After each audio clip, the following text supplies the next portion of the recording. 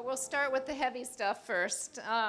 If you think about some of the biggest public health challenges that we face, we have economic health disparities. You just heard about that from Andrea, environmental degradation, and then obesity and chronic diseases. And behind each of these really is our food system. So there's a lot that we can do by changing our food system.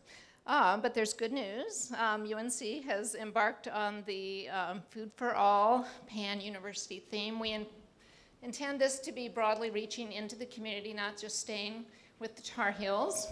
Some of the themes include really looking at the university as a food system innovator, teaching and learning about food in classes, the contribution of food to health promotion, food access, food justice, again, like you've heard about, and then documentation of food cultures and history. My co-chair is Marcy Cohen-Ferris, who's a historian, anthropology area, so it's kind of a nice blend of health and culture.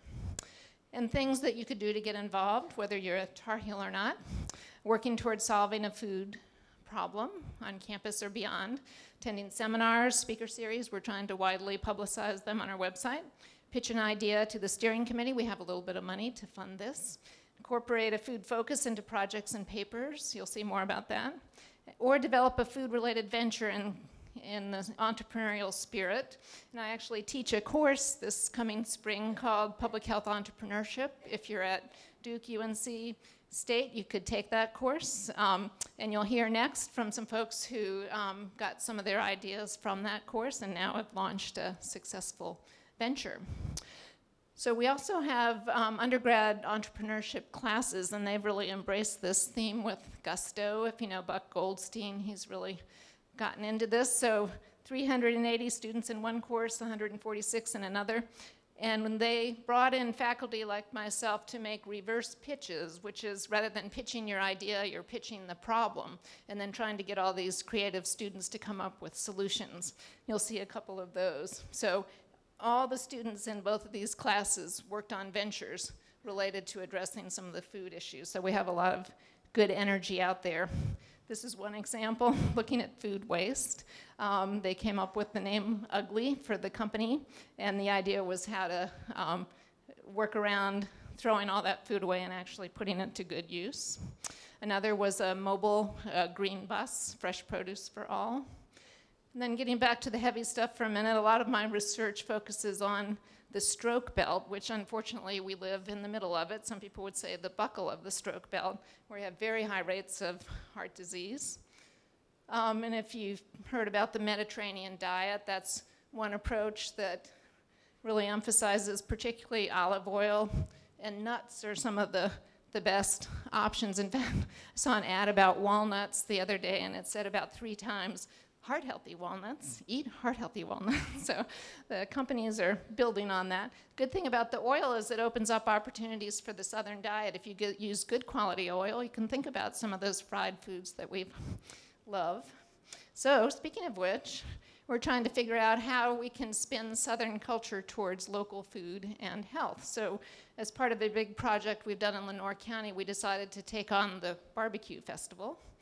So I just kind of made up this recipe. It's mostly Southern food. Now here's a test of your barbecue knowledge. As you move further east, what happens to barbecue sauce? Vinegar, okay. What do a lot of people put on greens, vegetables, vinegar? Okay, you guys passed. So I used some Uncle Yammy's Eastern North Carolina barbecue sauce and a little bit of pulled pork, and we served it on brown rice, a little different. We were positioned in Kinston right next to the farmer's market, which showed how we were using the local food. Now, this is the real barbecue line, the long one. And on the left is our little booth. But it gave us the opportunity to work the line to give out our free samples. So you'll see some of the initial reactions. This is when I said, would you like to try some heart-healthy barbecue? But many people tried it and they really liked it. I don't know if you can see this, as I've eaten Eastern-style barbecue all my life. I love it, but I think preparing it this way is just as good. And I'd try it again. So here's some more happy customers. And this guy, but he gave us the thumbs up.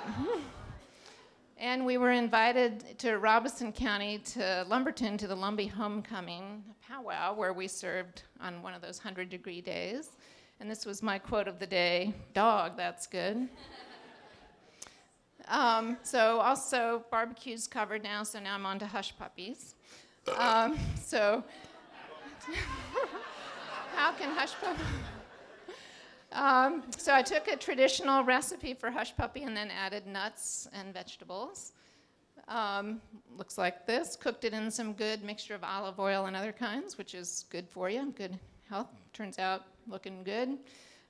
You want to serve it with something other than just white bread and fried everything else, but it can be a good addition to a meal. So we decided to enter the BBQ Festival contest in Kinston, where they were having a contest for the sides, and we competed in that. And actually, you may know about the Chef's Life, which has so Vivian Howard was sponsoring this. So we thought, oh, she'll love our hush puppies, so we'll try this. Turned out she was called away to New York for a big food contest thing, so she was not there to taste them. But this is us making them. Beets are an important part of our showing off the oil here that we used. And we did a little survey. Somewhere on our UNC website, if you Google Hearthealthy Hush Puppies, you'll find a little video that's pretty fun of this. Good response. So now, of course, what about the contest? So we came in second place. But how many contestants do you think there were?